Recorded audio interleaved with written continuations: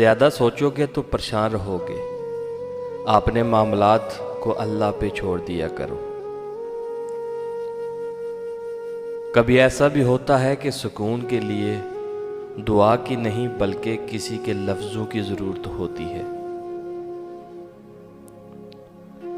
अगर मेरा इल्म मुझे इंसान से मोहब्बत करना नहीं सिखाता तो एक जाहिल मुझसे 1000 दर्जे बेहतर है। अंग्रेज़ी इतनी पढ़ ली कि अंग्रेज़ों को पढ़ा सकते हैं। कुरान इतना नहीं पढ़ा कि बाप मर जाए तो बेटा उसका जनाजा पढ़ा ले। दिल में बुराई रखने से बेहतर है नाराज़गी जाहिर कर दो। उसके दर पर सुकून मिलता है, उसकी इबादत में नूर मिलता है।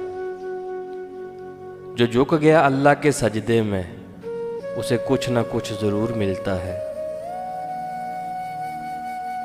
अखलाक वो चीज़ है जिसकी कीमत कुछ नहीं देनी पड़ती।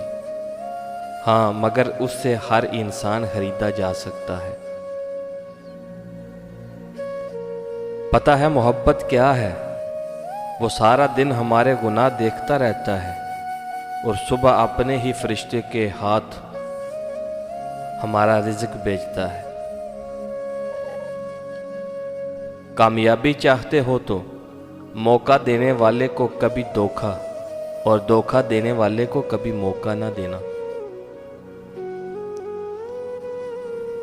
अच्छे लोगों से भी गलतियां हो जाती हैं।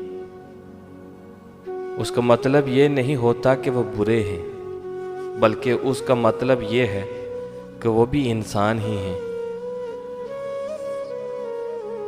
जिस तरह नींबू की एक बूंद हजारों लीटर दूध को बर्बाद कर देती है, इसी तरह इंसान की अना भी अच्छे से अच्छे रिश्ते को बर्बाद कर देती है।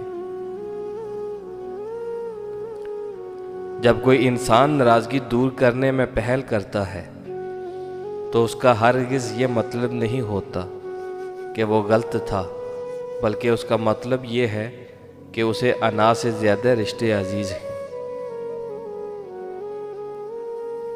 अपनी ताकत पर घमंड मत कीजिए, बल्कि किसी अस्पताल जाकर ऐसे मरीजों को देखिए जो करवट बदलने के लिए भी किसी के मोहताज हैं।